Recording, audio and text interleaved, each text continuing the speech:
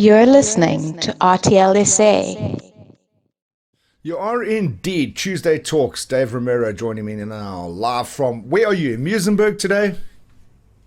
Let me just You know what? I was let me going to put you go on. to the show from outside, but it's freezing cold in Cape Town, so I'm snuggling in my office. Dave, it's freezing cold in all coastal regions today. Lauren was just saying that they hit 12 degrees as a high in Port Elizabeth this morning, which is crazy. Uh, Yeah. yeah, I think it's. I went for my walk this morning, and it was refreshing.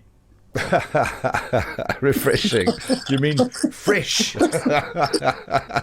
Very, very fresh. I Yeah, know, yeah, indeed. Dave.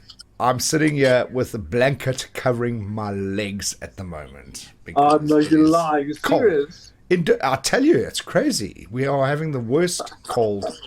I'm not dealing this year. I'm not dealing. You Battling. know, I'm so tempted. I'm blessed that within I would say about 10, 15 minutes walk from here, I've got quite a few restaurants and very nice. I mean, do you know Museburg at all? No? No, I don't. I've never been.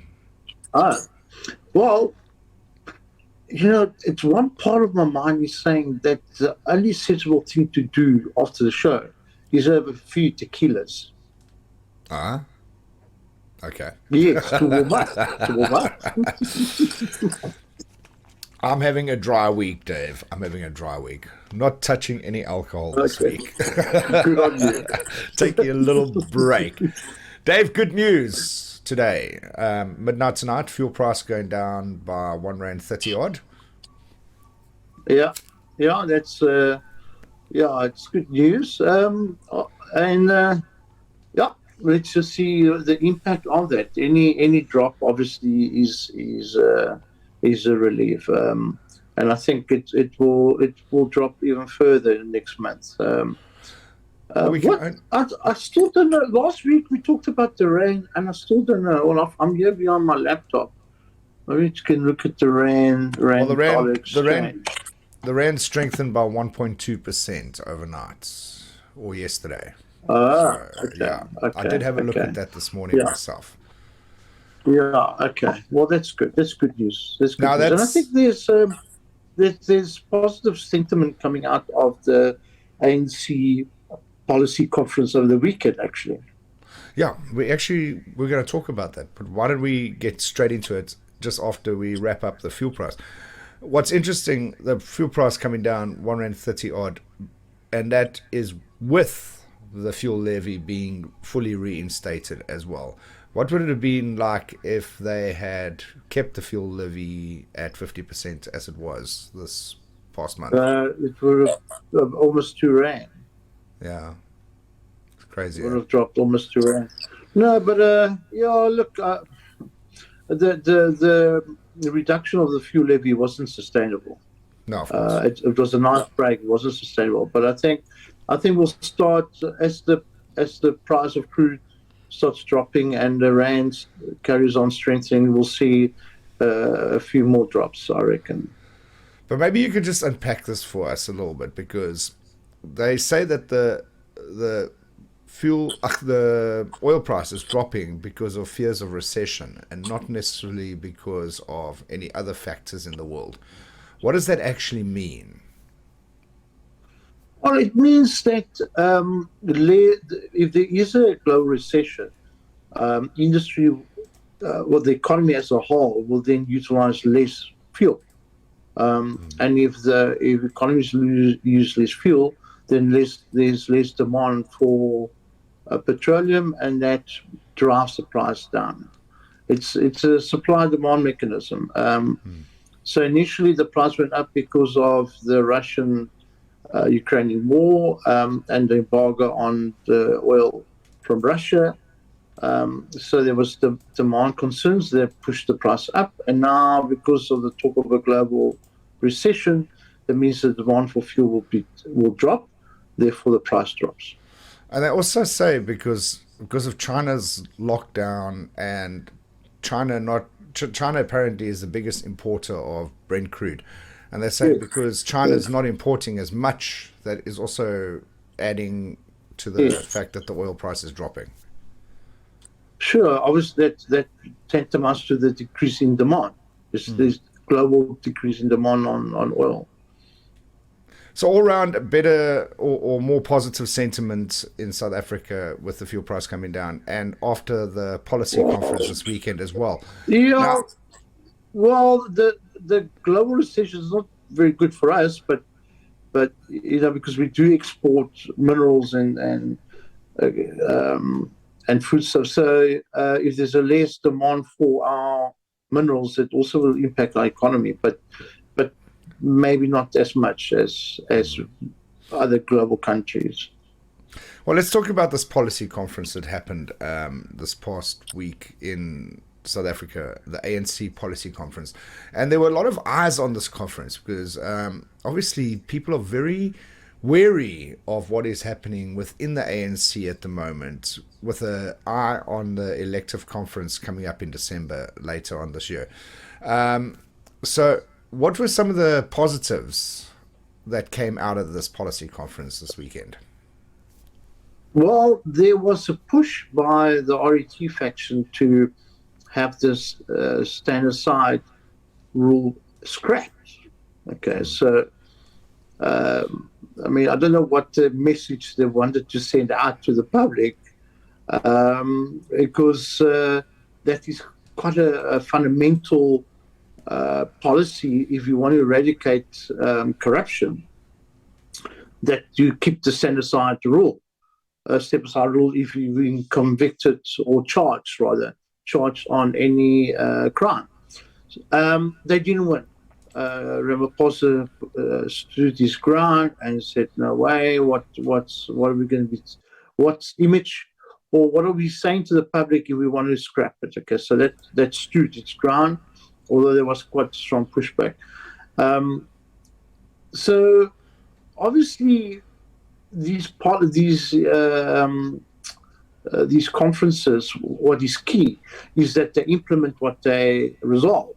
Okay, which ANC's track record is not Not so good, yeah. the best in terms of implementation, but there was healthy debate and there was healthy discussions around that. There was also, if you think back, how the ANC used to criticize anybody talking about privatizing our electrical supply and electrical distribution and the procurement of electricity. And that's going full steam ahead with private-public partnerships.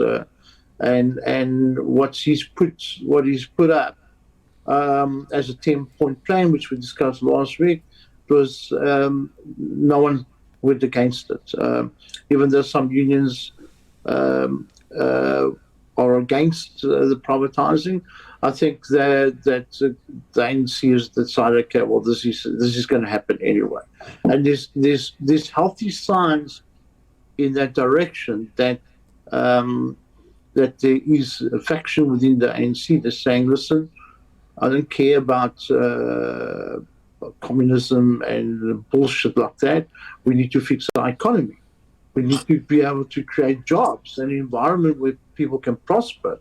It's no pointless having some theory about how an economy should work when it's clearly not working. So let's just implement policies to help our people. And the scary part, though, this is happening not because they suddenly the ANC's got a good heart and a good sense of judgment. It's because they're losing power. They're realizing that they're losing power. And in 2024, they are not going to win the elections outright. And now they're panicking, and now they're coming up with all kinds of solutions to bring out into the public that makes it fashionable, like this 350 basic income grant. This is such bullshit. That's bullshit. That's bullshit. Because, and I wrote a piece about it yesterday on my Facebook page. You can't, the wealth tax, I agree fully. I agree completely with the wealth tax. Okay. but not in the way the ANC wants to implement it. You can't. It's not sustainable if you take money from the wealthy and you give it to the poor. Okay, it's not sustainable. It doesn't fix anything. It doesn't. It doesn't close the imbalances between the rich and the poor. What I suggested yesterday is that yes, go ahead with the wealth tax. First of all, don't give it to government. Okay, don't give the wealth tax to the government. It should go into it should be controlled privately in a impact venture capital fund where the money goes in for the purposes of developing social entrepreneurship that in turn creates jobs, sustainable jobs, and that it gives dignity to the poor, as opposed just to giving 350 for a few, just giving 350 rand. Rather create a mechanism in which you create sustainable jobs as opposed to just giving grants. Because all you're doing is creating a population that's dependent on the state. And that's not sustainable. It doesn't fix the economy.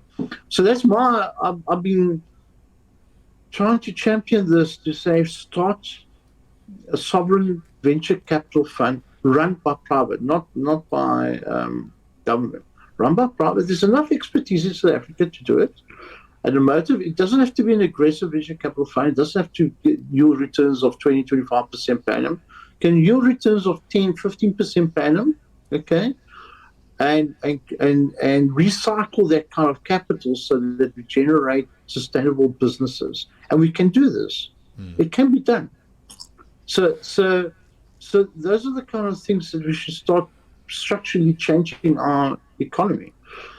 There was also calls for the nationalization of the Reserve Bank again, and they're saying they're going ahead with it, which is bizarre. I mean, I think they should tell the ANC cadres that the Reserve Bank is not like a Standard Bank or FNB. It's not like a retail bank. Yeah.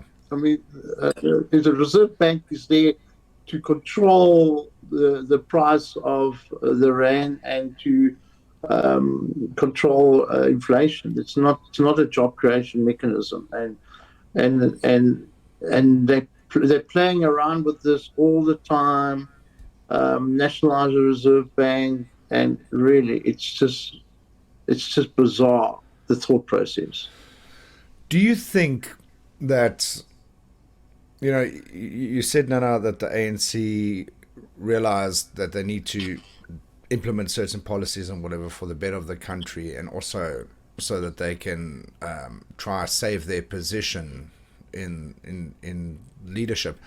But do you think that they are moving in the right direction overall from a global perspective? I know there's certain things that you feel that they should do differently, but do you think overall after this policy conference it looks like they're moving in the right direction?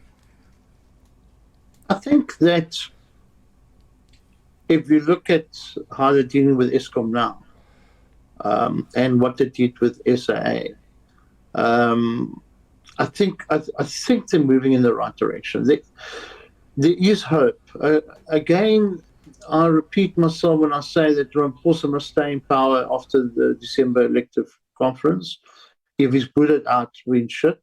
Because I can't. Whoever comes in place of him, there's no clear leaders. So he should stay on until 2024, until that point where I'm sure we'll form a government of national unity with all the opposition parties forming a government. So have we moved in the right direction? Yes, I think we are. I think that the powers that be are ignoring the noise, in particular when it comes to unions. And the finance minister, the first time since our democracy, has taken on the wage negotiations. Okay. Now, this finance minister, by the way, doesn't take any shit. Yeah. And he's taken on the task, okay? Because it's 650 billion rand, our wage bill, in the public sector, okay? And they recognize that they need to control, and the unions typically they come up with such crazy demands. And now that it's passed on to finance minister is telling. They mean business. I think they're going to tell the unions to listen. You want to kill this country, or do you want a situation where this country will continue? So that also came from the policy conference. So yeah. Well, you know me, I'm eternal optimist, but Yeah. I think the signals are there. I think the signals are there that we are moving in the right direction. I'm going to ask you a question because you touched on the 24 elections and what possibly could happen with a government of national unity. And looking back at what happened in the Eastern Cape last week, where the DA formed a coalition with a bunch of parties to oust the ANC from the Nelson Mandela Metropolitan, do you see that as something that we could look at in 2024? Well, there's even a better example in Joburg. The DA mayor is holding together a 9-party coalition, and it's holding. They're passing budgets, so even with the EFF. Is it possible? Yes, I think it is possible if the political parties stop playing games and take put their egos in their pockets. If the opposition parties put the public first and put the priority towards fixing our country as opposed to playing egotistic games, then I think it's very, very possible. I think it's possible for the DA and the EFF to work together, even though politically they're on opposite sides. But I think there's enough scope to say, okay, well, we want to keep the ANC out of power. And if it means working together to achieve that goal, then let's rather do that as opposed to seeing our country being actively and systematically being destroyed by the ANC government. So Joburg is 9 parties are working together, and every political party's got its problems. But I wouldn't surprise me if in a national government in a new government of national unity, that we see Malema as being the deputy president. Wouldn't surprise me in the least. Well, Okay. I honestly think that's kind of what he's gunning for. Maybe not in 2024, but he's definitely heading or aiming for that going forward. And there's that saying where they say, the enemy of my enemy is my friend. And the EFF have stood by their guns and said that they will not necessarily serve in a coalition government as they did in Nelson Mandela Bay. They won't necessarily serve in the coalition, but they will back the coalition against the ANC. I think that in 2024, if they do form a government of national unity, Malema will be deputy president. And I know it's crazy, but it might not be so bad, actually. And the president obviously can't be a white president. So Johannes says won't be able to be the president. You can't have a white president in South Africa. Okay, I mean, it just would be bizarre. So I don't know who they would choose. I think they shot themselves in the foot. I would love to have Herman Mashala as the president of my country. I don't know if Action SA could garner more votes than the DA in the next 2024 elections. I don't know, but Herman Mashala would be a phenomenal president in our country.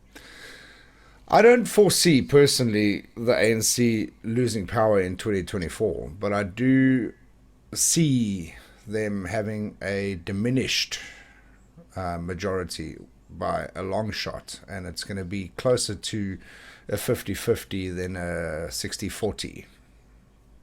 Okay, so the research that's been done, it's estimated that they will achieve 46% if Ramaphosa is in power at the time, and if Ramaphosa is not in power, they're below 40%. That's incredible. Absolutely incredible. Yeah. Who would have thought? Yeah. You see, the thing is that even though our education system has been designed to dumb our population, people are starting to see for themselves that service delivery is not there. So you can keep a population uneducated as much as you like, but when it starts affecting the population's pockets, and unemployment rate the highest in the world, and people seeing the ANC countries driving around in fancy cars. It's just the aesthetics is so bad when the ANC goes into the rural areas to garnish votes, and they drive a fancy BM or Mercedes 4x4. I mean, what on earth? What do you think is going to happen eventually? So the people are reaching a situation where even though the government actively is trying to destroy the education system, which is quite clearly, they're lowering the standards on a year-to-year basis, people are starting to wake up and say, no, hang on, it's not working. And the younger population in particular, they don't have loyalty to the ANC. The older population are loyal to the ANC because the ANC is a liberation liberation party. But for the youngsters, they seen government for what they are, and a bunch of thieves, and they're not going to vote people back into power. So yeah, so those are the stats: 46% with Ramaphosa, below 40 without him. Sure, incredible. I think it goes a bit deeper than just the education and things like that as well. I think people are tired of living in fear, and well, I mean, we talk about service delivery on one aspect, but I also think that the fear that we're living in, and because of how ineffective our policing is, I think people are also starting to ask the question and say, we can't be protected by our government because of the criminal element in this country as well. And I think that might also be driving a lot of people to vote for someone that might actually make a difference in that area. Yeah, well, I live in the Western Cape, and I live in Western Cape is run by the DA, and most municipalities in the Western Cape is run by the DA, and it just works. Okay, so now you have situations where coalition governments are running 3 major metros in Gauteng, and they're fixing the potholes. I mean, you can see that it's fixing potholes. People can visually see this stuff. So, in terms of policing, I think it was the Joburg Metro Police that brought in 1,500 additional police officers to clean up the centre of Joburg. So people are seeing that with opposition parties coming to power, that things are changing. That things are happening, and that I think is a tipping point. Where the ANC can't blame apartheid now and colonial powers and Jan van Riebeeck and all the bullshit. It's them. They're doing it. They're the cause of the problems. And in terms of policing, yeah, I mean, I would hesitate if a police tries to pull me over. It's just because of the reputation they have. The police are not seen as protectors, but they're seen as oppressors. So I'm not surprised that the situation. But looking at even in Cape Town, I think we've got 750 more Metro Police, and so the opposition are increasing, and Chile, the clown, I think has reduced the detective capacity by 20% since he's come on as a minister. Reduced detective capacity by 20%. I mean, I don't know. I don't actually understand. And then he goes around and he tries to play to the media, and he tells activists to shut up, and it's just basic clowns, and people are looking at them. That one sitting where he told the activist to shut up. That activist is actually on the ground helping gender-based violence and helps the community. And the community look at it and look at Chile and say, what the hell? So yeah, it's just all around dissatisfaction and people seeing government for what they are. I wanted to talk more in depth today about gender-based violence, and particularly in light of these 8 women that were raped just this past weekend by, they allegedly claim, 80 men. And it's not just that. There's just so much going on. In KwaZulu-Natal, there's big drama regarding drink spiking and another 2 rapes that have been reported in recent time. And I actually just wanted to, maybe we can just do this quickly. The statistics are horrifying when it comes to rape, but it seems that so many more rapes are not being reported as well. So the statistics should actually be a lot worse. And I've trying to grapple with the reason why women will not report a rape. Well, I think it's because it's frowned upon, and we have quite a large sector of our society that still blames the woman. That it's, be it the clothes that they wear, and maybe they were suggestive, etc. Which is so bizarre that we still have that kind of attitude. So, and also, there's been report cases where women have gone to police stations to report a rape, and it's just totally ignored or laughed at and ridiculed, and so they're not being. There's no empathy in that regard. So people are keeping quiet, and I think you're right. I think the stats don't show nearly how bad the situation is. It's just a complete moral decay of our society. Where I don't know how one addresses this. Where 80 men raped 8 women. It's 80 men. I mean, if you see this happening, how do you just want to sit back in it? What kind of individual must you be? What kind of a monster must you be that's okay? They should bring very severe punishment. I think that it should be really radical punishment for this kind of offences. Well, 85 have been arrested, and it remains to be seen how many of them were actually involved. But it's a real, in my opinion, a black mark against men, but more specifically South Africans. But they'll be released on bail, and I don't know. They should just be remanded. And as our law says, innocent to proven guilty, but hell, this is like quite a hectic situation, and it's up to all of us. Even as it must come from men that we should show complete outrage at this kind of situation. Government talks about how women should protect themselves and that bullshit. It's we as men must take responsibility, and we must teach our sons proper conduct, and our schools must enforce proper conduct, proper moral grounds. It's up to us men. It's not up to the women. It's us. We're at fault.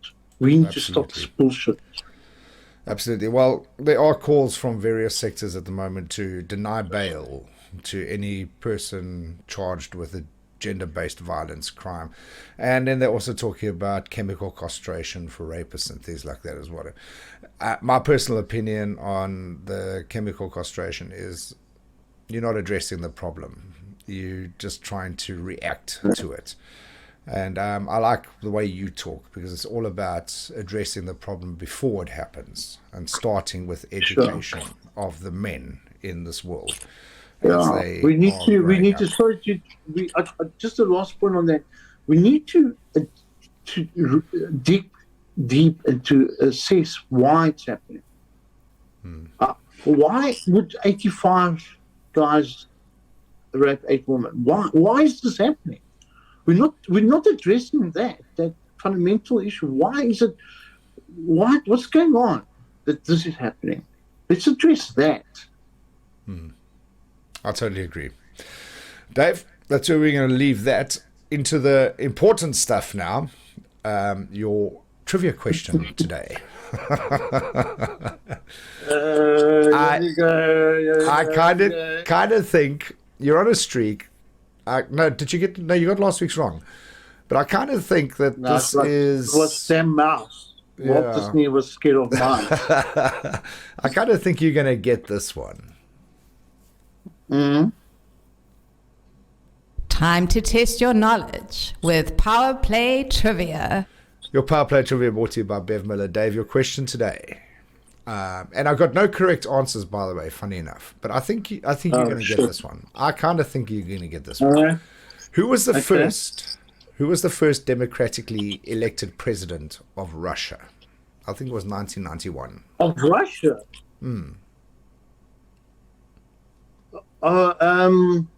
First electrically, oh man, the guy with the scar on the head. What was his name? He loved to dance. That's right. He loved to dance. Okay.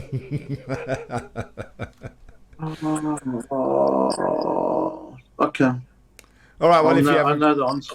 If you haven't got it now, don't worry. Nobody got it at all. The correct answer was Boris Yeltsin. What's his name? Mikhail Gorbachev. No, some of the guesses, a lot of the guesses that came through were Mikhail Gorbachev. A lot of people guessed Mikhail Gorbachev, but the correct answer was Boris Yeltsin in 1991. Okay. First democratically elected president. Dave, have an excellent week. We will catch you in 2 weeks, because next week is Women's Day, so we won't be live. We'll catch you in 2 weeks again for Tuesday Talks. Okay. Cheers, guys. Ciao. Have Bye-bye. a good one. You're listening to RTL SA.